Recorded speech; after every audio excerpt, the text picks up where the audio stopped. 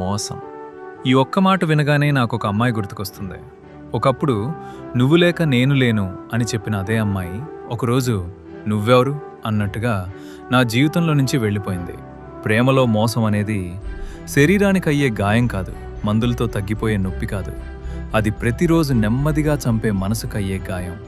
నేను నా ప్రపంచం మొత్తం ఆమెనే అనుకున్నాను. నా సమయం, నా ప్రేమ, నా నమ్మకం అన్నీ ఒక్కరికే ఇచ్చాను. కానీ ఒకరోజు నేను మాత్రమే ఆమె ప్రపంచం అనుకున్న చోట నేను ఒక్కడనే కాదని తెలిసిందే. నేను నిజం అనుకున్న ప్రేమ ఆమెకు కేవలం ఒక ప్రయాణంలో భాగం మాత్రమే అయి ఉండొచ్చని అర్థమైంది. ఆ నిజం తెలిసిన క్షణం నా గుండె పగిలిన శబ్దం నాకు మాత్రమే వినిపించింది. ఆ రోజు నుంచి నేను బతుకుతున్నాను, కానీ జీవించటం లేదు. రాత్రి కళ్ళు మూస్తే ఆమె జ్ఞాపకాలే వస్తాయి. ఉదయం కళ్ళు తెరిస్తే ఆమె ఇక నా జీవితంలో లేదనే నిజం గుర్తుకొస్తుంది.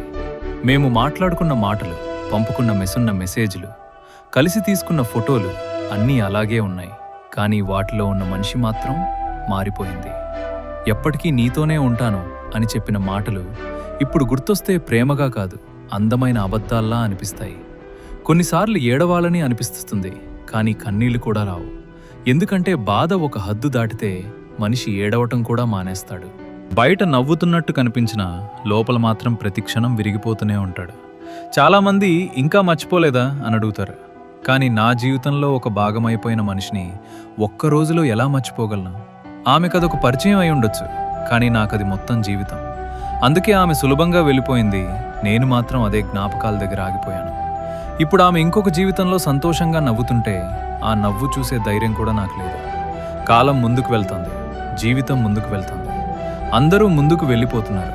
కానీ నా మనసు మాత్రం ఇప్పటికీ ఆమె వెళ్ళిపోయిన ఆ రోజులోనే ఆగిపోయింది.